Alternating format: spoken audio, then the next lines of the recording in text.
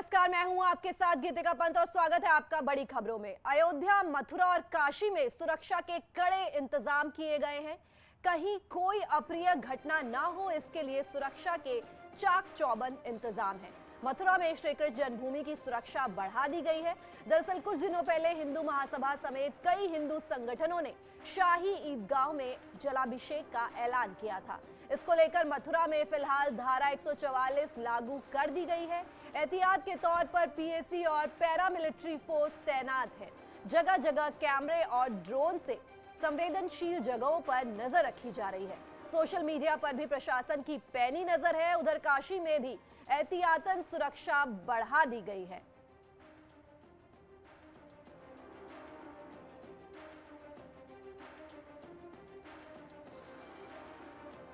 और मथुरा में धारा 144 लागू कर दी गई है। चप्पे चप्पे पर पुलिस की पैनी नजर है।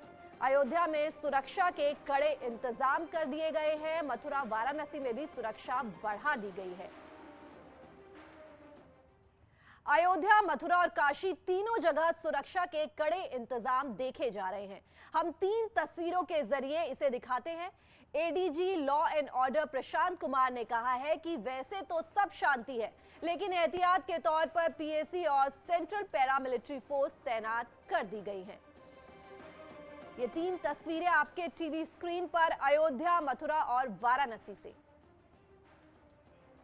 शासन के निर्देश यही हैं कि परंपरा से हटकर कोई भी आयोजन नहीं करने दिया जाएगा और इस संबंध में व्यापक सुरक्षा व्यवस्था की गई है। 150 कंपनी पीएसी तथा 6 कंपनी सीएपीएफ का डिप्लॉयमेंट किया गया है। इसके अतिरिक्त जो हमारी तीनों श्राइन हैं, अयोध्या जी के, काशी विश्वनाथ तथा श्री कृष्ण जन्मभूमि में, वहाँ की जो सुरक्षा व्यवस्था है और वहाँ का जो डिप्लॉयमेंट है वो इस डिप्लॉयमेंट से अलग है तथा सभी लोग लगातार भ्रमणशील हैं। ये भी सुनिश्चित कराया जाएगा कि कुछ संगठनों ने ये कॉल दिया था, उनसे वार्ता करके, और सभी 6 संगठनों ने अपने कॉल वापस ले लिए हैं।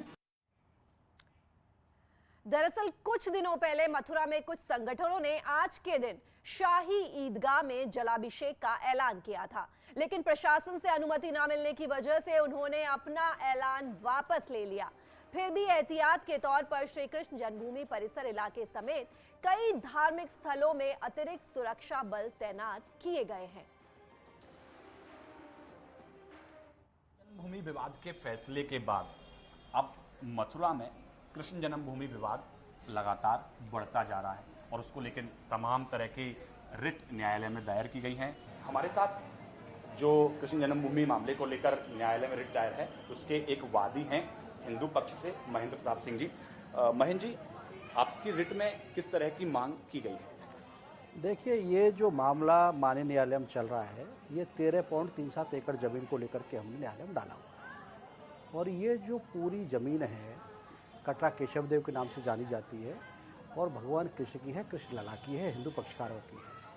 और हमने उसी को लेकर के कि भाई हमारी 13.37 एकड़ ज़मीन हिंदू पक्षकारों की है तो वो हमको मिलनी चाहिए, तो इसी को लेकर के हमने माननीय न्यायालय में केस डाला है। और इसमें स्पष्ट है क्लियर बिल्कुल कि ये ज़मीन हिंदुओं की है। वहाँ किसी तरह का अननेसेसरी का ये विवाद क्यों खड़ा करना चाहते हैं? भाई हिंदुओं का एक भव्य दिव्य मंदिर वहाँ हुआ करता था और इन्होंने जानकर।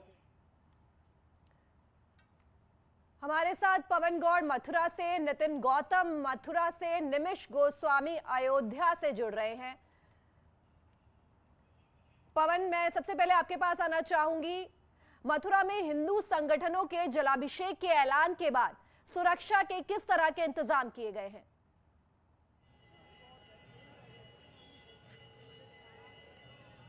6 दिसंबर एक ऐतिहासिक दिन है, जिस दिन बाबरी विध्वंस भी हुआ था। उसी को लेकर अब लगातार यहाँ मथुरा में भी सुरक्षा व्यवस्था चाक चौबंद की गई है, क्योंकि कुछ हिंदू संगठनों द्वारा आह्वान किया गया था कि शाही ईदगाह, जो कि कृष्ण जन्मभूमि के बिल्कुल पीछे मस्जिद है, उस पर जलाभिषेक किया जाएगा। हालांकि पुलिस प्रशासन के दबाव में उस आह्वान को वापस ले लिया गया। आप देख सकते हैं ये मेन रास्ता है शाही ईदगाह का, और यहाँ से लेकर सामने जो शाही ईदगाह है वो आप देख सकते हैं।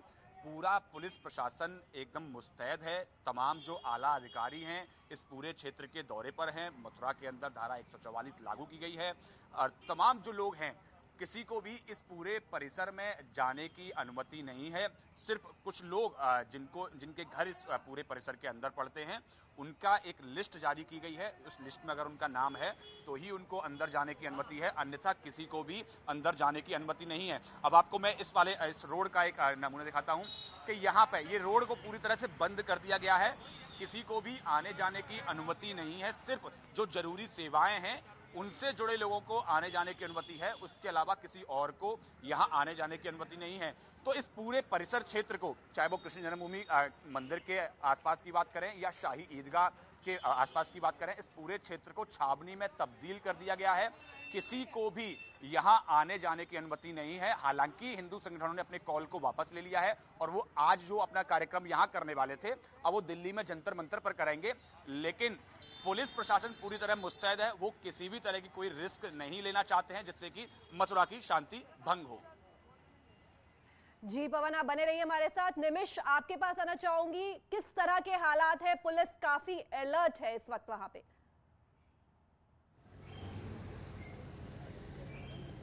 जी, अयोध्या में आम दिनों में भी सुरक्षा का घेराव बेहद सख्त रहता है, लेकिन चूंकि हिंदूवादी संगठनों के द्वारा मथुरा में ऐलान किए जाने के बाद, साथ ही आतंकी अनुकूट के बाद अयोध्या में इस बार 6 दिसंबर को बेहद सख्त किया गया है। कई सुरक्षा घेरा कसा गया है। अयोध्या के प्रवेश द्वार के बाद त्रिस्तरीय घेरा कहा जा सकता है सुरक्षा का तैयार है। दूसरी तौर पर हम साकेत महाविद्यालय पे हैं, जहां पर सुरक्षा बलों के द्वारा सघन चेकिंग अभियान चलाया जा रहा है। आप देख सकते हैं किस तरीके से यहाँ पर ये चाहे जो भी आ रहा है उसका, हर व्यक्ति का, चाहे वो फोर्स का हो चाहे वो सिविल में हो, हर व्यक्ति का आइडेंटिटी कार्ड चेक किया जा रहा है, उसके बाद ही प्रवेश दिया जा रहा है। तो जाहिर सी बात है कि अयोध्या का जो सुरक्षा घेरा है वो बेहद सख्त है। वैसे भी रामलला का भव्य मंदिर निर्माण शुरू हो चुका है। ऐसे में सरकार किसी भी तरीके का कोई भी ऐसा काम नहीं चाहती जिसकी वजह से देश का माहौल खराब हो, सांप्रदायिक सौहार्द खराब हो। इसको लेकर सुरक्षा का घेरा सख्त है। कल से ही यहाँ पर शाम से स्वयं कई सुरक्षा बलों की कई स्पेशल टीमें लगाई गई हैं। सादे वर्दी में PSC के और साथ ही CRPF के जवान तैनात किए गए हैं। एलाऊ और इंटेलिजेंस के लोग भी सक्रिय है। सभी धर्मशालाओं में चेकिंग हो रही है। हर व्यक्ति को, आने जाने वाले लोगों को पूछा जा रहा है, साथ ही उनका आइडेंटिटी कार्ड चेक किया जा रहा है। तो जो सुरक्षा घेरा है अयोध्या का वो बेहद सख्त है। भगवान रामलला के तरफ जाने वाले सभी मार्गों के बैरियर डाउन है। वहां पर भी मजिस्ट्रेटों की ड्यूटी लगी है। हर व्यक्ति की तलाशी हो रही है, लेकिन इस बात का भी ध्यान रखा जा रहा है। जी निमिष, बने रहिए आप हमारे साथ। नितिन, आपके पास आना चाहूंगी, पुलिस कितनी अलर्ट है, क्या क्या इंतजाम किए गए हैं और कितनी पुलिस है जो मुस्तैद है? देखिए, अगर हम बात करें तो 6 दिसंबर के ऐलान के बाद जो हिंदूवादी संगठन थे उन्होंने ऐलान किया था शाही ईदगाह परिसर में भगवान श्री कृष्ण की जो मूर्ति का जलाभिषेक करने का, और ऐलान के बाद से ही जो पुलिस प्रशासन का प्लान है वो तैयार हुआ और उसका परिणाम है कि आज जो श्री कृष्ण स्थान है और शाही ईदगाह परिसर है वो पूरा छावनी के रूप में तब्दील। अगर बात करें तो कई सुपर जोन्स में इस क्षेत्र को बांटा गया है, कई जोन्स में इसको बांटा गया है। करीब 2000 पैरामिलिट्री फोर्सेस यहाँ पर तैनात की गई है। चप्पे चप्पे पर जो संवेदनशील स्थान है वहाँ पर ड्रोन से नजर रखी जा रही है। साथ ही CCTV, अस्थायी CCTV कैमरे यहाँ पर लगाए गए हैं। सुरक्षा बलों को तैनात किया गया है। बाहर से अपर पुलिस अधीक्षक स्तर के अधिकारी यहाँ पर सुरक्षा में तैनात किए गए हैं। जो जन्मभूमि और शाही ईदगाह के आसपास का इलाका है उसको नो व्हीकल जोन में परिवर्तित किया गया है। आप मेरे ठीक पीछे देख सकते हैं कि जो सुरक्षा कर्मी है वो यहाँ पर मुस्तैद हैं। वाहन यहाँ पर खड़े हुए हैं। अधिकारी सुबह से ही आगे हर पॉइंट्स पर निगरानी कर रहे हैं। जो ड्यूटी पॉइंट्स हैं उसको रखे हुए हैं। साथ ही उन संदिग्धों पर नजर रखी जा रही है जो कि सांप्रदायिक जो सौहार्द है उसको कहीं जो है छेड़छाड़ ना करें और उसको बिगाड़ने का प्रयास ना करें। तो कहा जा सकता है कि पुलिस का जो ऐलान के बाद जो सुरक्षा प्लान था वो पूरी तरीके से धरातल पर दिखाई दे रहा है और उसी का परिणाम है कि अभी तक अगर बात करें तो किसी भी जिन संगठनों ने ऐलान किया था उन्होंने भले ही अपना जो है ऐलान वापस कर ले लिया हो, लेकिन पुलिस ने जी उपेंद्र, आपके पास आना चाहेंगे। वाराणसी से सुरक्षा के किस तरह के इंतजाम वाराणसी में किए गए हैं? पुलिस कितनी अलर्ट है? पुलिस की पैनी नजर रखी जा रही है, तो किस तरह के सारे इंतजाम किए गए हैं? बिल्कुल, देखिए मैं इस वक्त विश्वनाथ मंदिर के पास लंगड़ा हाफिज मस्जिद के पास हूँ, जो सबसे संवेदनशील इलाका होता है, जहाँ हर साल जो है 6 दिसंबर को यहाँ पर जो एक समुदाय है वो जो है शहादत दिवस के रूप में मनाता है। और यहाँ पर पुलिस देखिए आप अलर्ट है और लगातार जो भी आने जाने वाले हैं उनकी चेकिंग की जा रही है। उनसे कुछ भी ऐसा दिखता है तो उससे पूछताछ की जाती है। हम भी बात भी कर लेते हैं। यहाँ पर दरोगा कृपाशंकर त्रिपाठी हैं। किस तरीके की चौकसी आप लोग बरत रहे हैं, क्या निर्देश है आप लोगों को? निर्देश तो अभी तो ऐसा कोई निर्देश नहीं है, लेकिन एहतियात के तौर पर यहाँ जो है देखा जा रहा है, कोई ऐसी बात अभी है नहीं यहाँ कोई।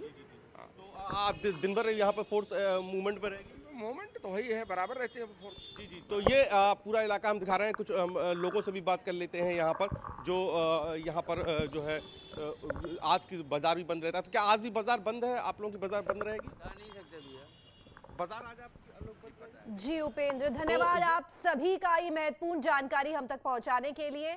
और सीएम योगी आज अखिलेश यादव के गढ़ माने जाने वाले आजमगढ़ के दौरे पर जाएंगे। वो यहां पर 200 करोड़ की विकास परियोजनाओं की सौगात देंगे। सीएम योगी यहां पर 69 परियोजनाओं का लोकार्पण और शिलान्यास करेंगे।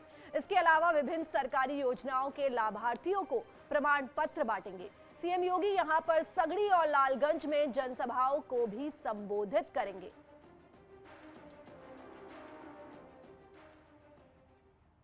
रायबरेली में पुलिस और बदमाशों के बीच मुठभेड़ हो गई है। एक बदमाश के पैर में गोली लगी है।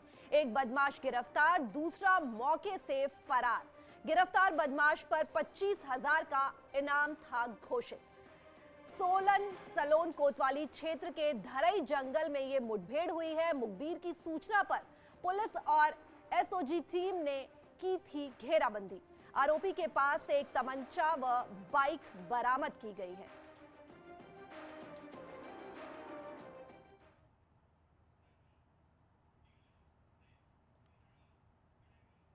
और यहां रुक रहे हैं एक छोटे से ब्रेक के लिए।